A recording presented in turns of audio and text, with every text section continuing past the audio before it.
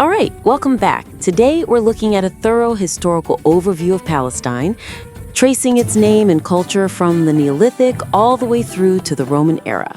And it's an incredibly solid piece of research. I think the core challenge is turning that excellent timeline into a really compelling narrative argument. I agree. I mean, what it does really well is dispel that old misconception that Palestine just started with Hadrian. It traces it right back to the Peliset, the Sea Peoples.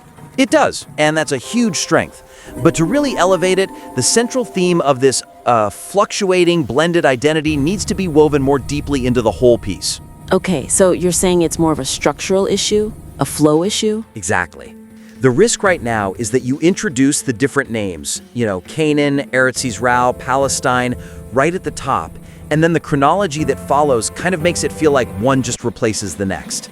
Ah, I see. When in reality, they were often overlapping. They were completely overlapping. That simultaneity gets a little lost. So the suggestion is to use the specific geopolitical moments that are already in the text to keep re-anchoring this idea of a tapestry. So give me a concrete example. Okay, when you're discussing the Iron Age consolidation with Israel, Judah, Edom, and Moab, you can explicitly link their rise to this idea of fluctuating boundaries. Just a line to remind the audience that no single kingdom ever controlled all of Canaan. Right. Maybe even recall the different boundaries of Eretz Yisrael from earlier, pointing out how it often excluded Edom. It just reinforces that political complexity was the norm. Let's shift gears a bit. The cultural synthesis part was fascinating. The hybridization of Baal and Yahweh, the Zoroastrian influence on angels and demons, that schism between Hellenized and traditional Jews. That stuff is fantastic, really rich detail.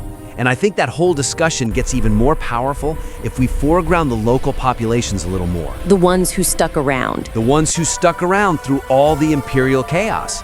The weakness, as I see it, is that while the text correctly notes that, clan structures survived and mainly elites went to Babylon, the narrative camera tends to stay fixed on the powerful. On the kings, like Hezekiah and Josiah?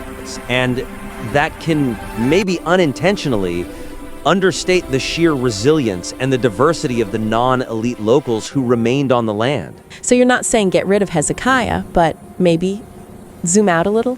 Exactly.